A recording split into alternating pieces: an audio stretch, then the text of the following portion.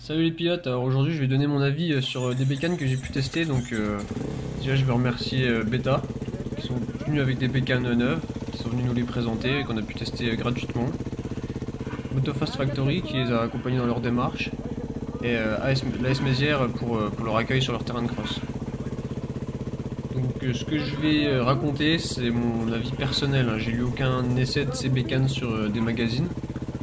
Donc c'est mon ressenti personnel, hein. Je suis pas un grand pilote, mais bon, j'ai pas une conduite dégueu non plus, hein. Vous le voyez sur mes vidéos de toute façon. Donc toutes les bécanes que j'ai testées, elles étaient en mode cartographie hard. Elles étaient pas réglées, quoi, elles étaient en sortie d'usine. Bon, je suis plus un crosseux, hein, je l'ai été avant, mais bon, les suspensions étaient assez souples quand même, hein. Sur des gros sauts, j'ai quand même talonné quasi toutes les motos quand je ratterrissais un peu n'importe comment. J'ai des grosses réceptions à plat, les suspensions, la fourche, l'amortisseur arrière, je l'ai talonné. Après c'est du réglage d'origine, ça va peaufiner. Au niveau des châssis de ces bécanes, la partie cycle, je trouve qu'elle était plutôt, elle se rapprochait plus de ma gaz que d'une KTM. J'entends par là l'angle de chasse qui est plus ouvert, il permet une meilleure stabilité. C'est mon ressenti perso, une meilleure stabilité. Par contre, un petit peu moins de puissance de freinage. La roue avant elle a tendance à glisser, faut déjà envoyer quoi. Prenez une KTM, enfin moi perso ça me le fait, je prends une KTM, gros freinage, direct la roue arrière elle lève. Si je suis bien sur mes appuis, ça freine nickel, j'ai un bon feeling. Après avec ma gaz, elle freine super fort, mais même sur mes appuis j'ai pas le même feeling que sur la KT. La KT elle me plaît vraiment au niveau du freinage. Ils ont plus joué sur la stabilité, donc le freinage sera un petit peu moins performant pour moi. Je pense que c'est la même philosophie que gaz. Après il me reste à tester des Sherco, j'ai jamais testé, hein. Pourquoi pas un jour. Au niveau des freinages, j'ai pu remarquer aussi que le frein arrière était ultra puissant. Oui, à la fin j'avais le pied pour, mais au début je bloquais souvent la roue arrière. C'est un peu embêtant sur le 4 temps parce que ça fait caler la moto. Et pour redémarrer, si on n'est pas assez rapide, si on a une vitesse trop basse, ben, on bloque la roue arrière.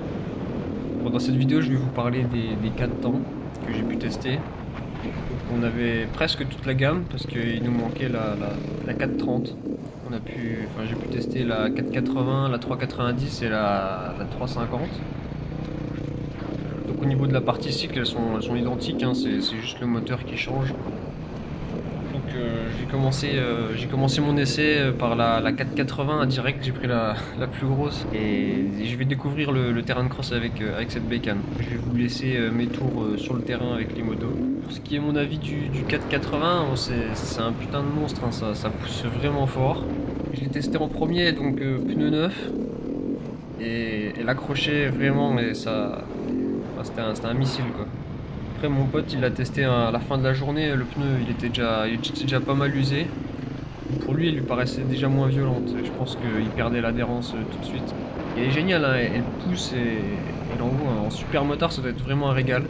Après, en enduro, pour l'exploiter à fond, la 480, faut déjà être sacrément bien accroché parce qu'elle m'a défoncé les bras direct. Bon, à la fin de la journée, on a passé toute la journée à tester les motos.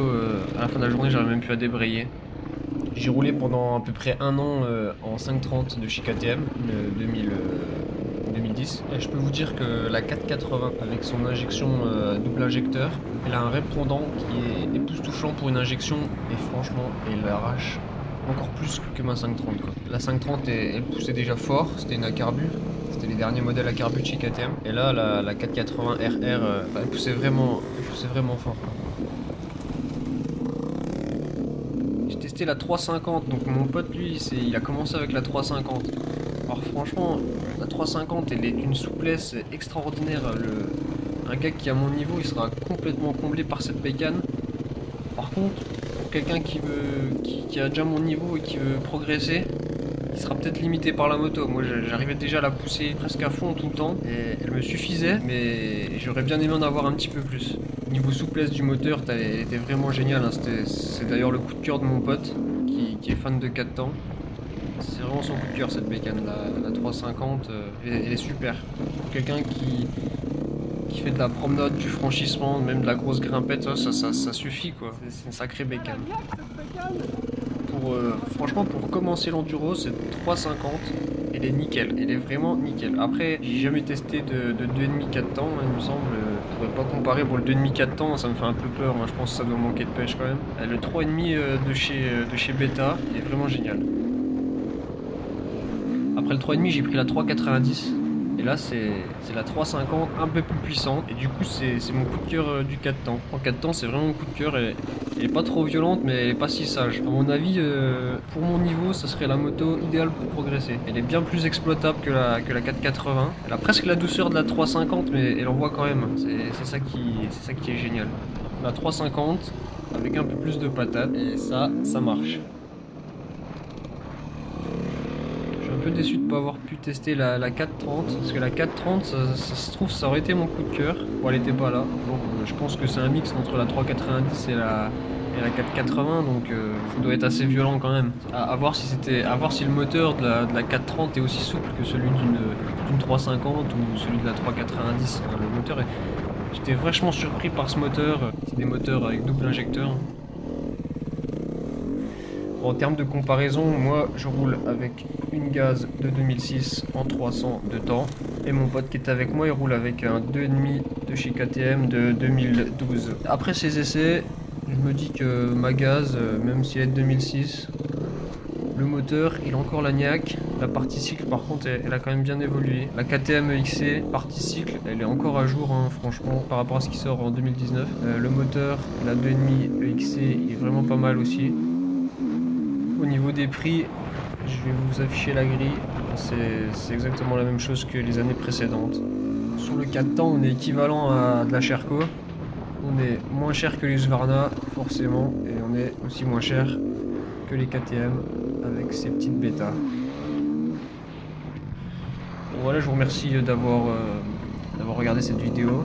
Si vous avez des questions, n'hésitez pas, je peux essayer d'y répondre, hein. J'ai pu tester les motos. Donc voilà, c'était les tests des bêta 4 temps 2019 et je vais faire aussi mon petit compte rendu sur les 2 temps. Bon allez, ciao. Et encore merci à tout le staff qui a organisé cet event parce que c'était vraiment cool.